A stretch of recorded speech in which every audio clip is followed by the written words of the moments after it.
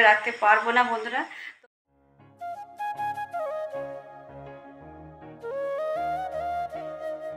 শুভ সন্ধ্যা বন্ধুরা। এখন সারাদিন পর এখন ব্লগ বানাতে আসলাম, ভিডিও শ্যুট করতে আসলাম। তো এখন কটা বাজে জানো তো? এখন বাজে হচ্ছে 7:30। তো চলো এখন থেকে আমি আমার ভিডিওটা স্টার্ট করছি। তো ভিডিও বানানোর একদম ইচ্ছে নাই, মানে খুবই মন খারাপ, কি বলবো। তো চলো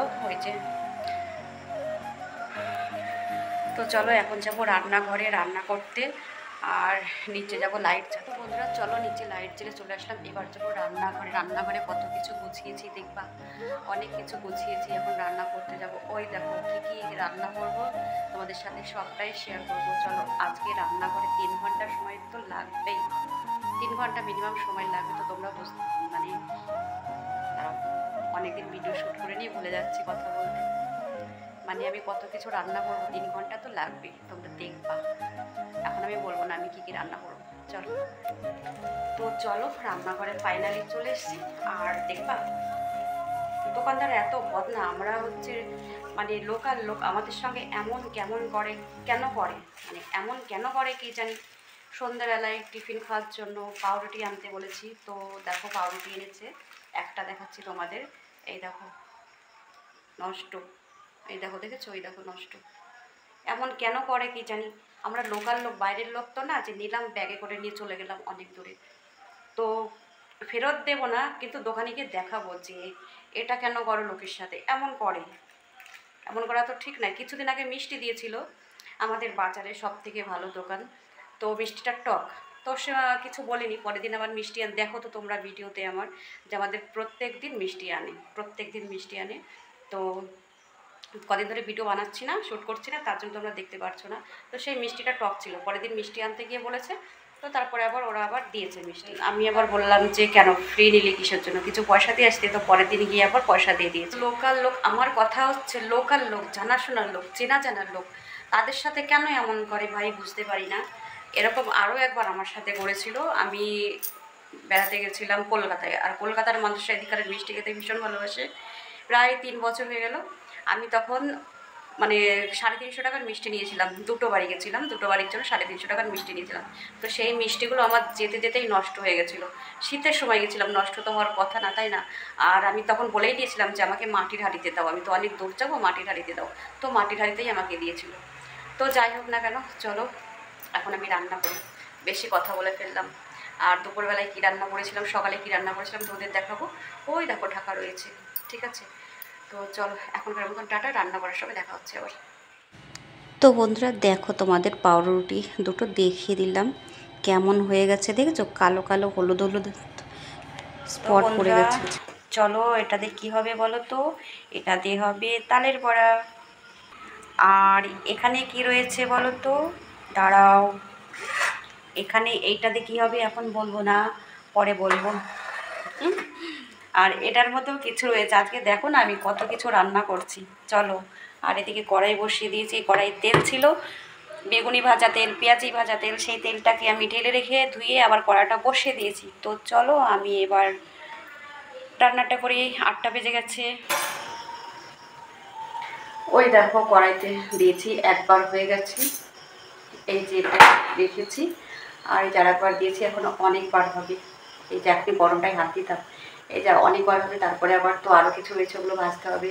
তারপরে আবার রাতের যেটা খাওয়া হবে সেটা বানাবো। তো চলো রাতে কী বানাবো খাওয়ার জন্য সেটা দেখতে থাকো তোমরা ব্লগটা, আশা করছি লোভ দেবে না। তো বন্ধুরা এই যে অনেক ভর্তি হয়ে গেছিলো, ঠিক আছে? এই কটা না, কিন্তু ওই ঘরে সবাই খাচ্ছে। আর এদিকে এই যে এইটা লাস্ট, এটা হচ্ছে, আর তারপরে হবে এইটা। এটা হচ্ছে সুজির কি বলে, কান্দোসা বলে না কি বলে জানি না, সুজি দিয়ে, দুধ দিয়ে, নারকেল দিয়ে, চিনি দিয়ে, আর কি বলে ওই গরম মশলার ফল ভেতরে যেটা থাকে ওটা দিয়ে আছে, ওই দেখো কালো কালো। চলো তো বন্ধুরা এখন আমি বানাচ্ছি কি বলো তো, সুজির ভাজা পিঠে বানাচ্ছি আমি। তো কি বলো তো বন্ধুরা, এখানে আমি কথা বলছিলাম, বাট ওই যে চিমনি চলছে, চিমনির আওয়াজে তোমরা শুনতে পাবে না। তারপর কি বলো তো, গান শুনছিল, গানও চলছিল। তো আর দেখো আমার সুজির ভাজা পিঠেগুলো কেমন ফুলে গেছে, ফুলে ফুলে একদম বালিশ হয়ে গেছে। আর গান থাকলে কি হয় তোমরা তো জানোই, সেই কারণে আমি ভয়েসটা আমি দিলাম না, কেটে দিয়ে ভয়েস দিলাম। ভাজা করছি এখন, আর ওইগুলো হয়নি, পুরো কমপ্লিট হয়নি ভাজা। এখানে এই দেখো এখনও রয়েছে, এটা ভাজতে হবে। আর এই যে ঘুগনি রান্না করেছি, ঘুগনিটা একদম জমে জমে গেছে, তো পেস্টটা খুব সুন্দর হয়েছে। তো ঘুগনি থেকে যাবে, ময়দা মাখা থেকে যাবে, তো কালকে হয়ে যাবে। আর এই দেখো লুচি বেলে বেলে কোথায় রেখে দিয়েছি দেখো। চলো এখনকারের মতন টাটা।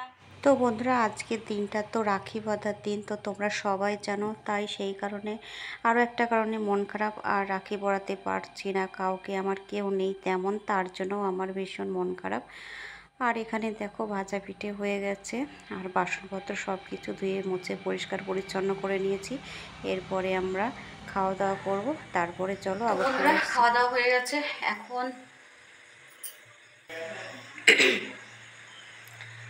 গলায় কেমন একটা লাগছিল।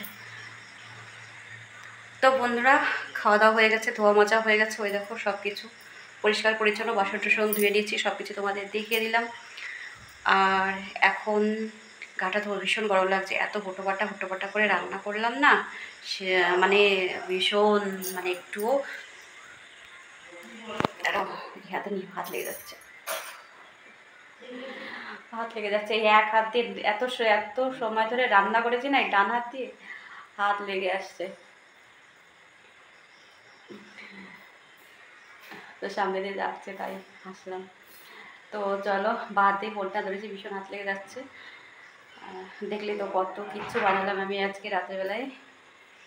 তো চলো, কালের বেলাগুলো তো ভাজতে ভাজতে খাওয়াই যাচ্ছিলো, গরম গরম তো খেতে ভালো। হাতটা লেগে আসছে, দেখলেই তো বা হাতে ফোনটা ধরেছিলাম, আবার ডান হাতে নিলাম, তো ভীষণ হাতটা ব্যথা করছে না, মানে এই দেখো আবার এই হাতে ধরেছি, আবার এখানে কেমন যেন হচ্ছে। এত সময় ধরে ফোনটি নাড়াহাড়ি করেছি না, মানে হাতে খুব ব্যথা লাগছে, তো আর বেশি সময় ফোন ধরে রাখতে পারবো না বন্ধুরা। তো চলো বন্ধুরা, আজকের মতন এখানেই শেষ করছি। তোমরা সবাই ভালো থেকো, সুস্থ থেকো, দেখা হচ্ছে নতুন একটা ভিডিওর সাথে। Tata, bye, good night.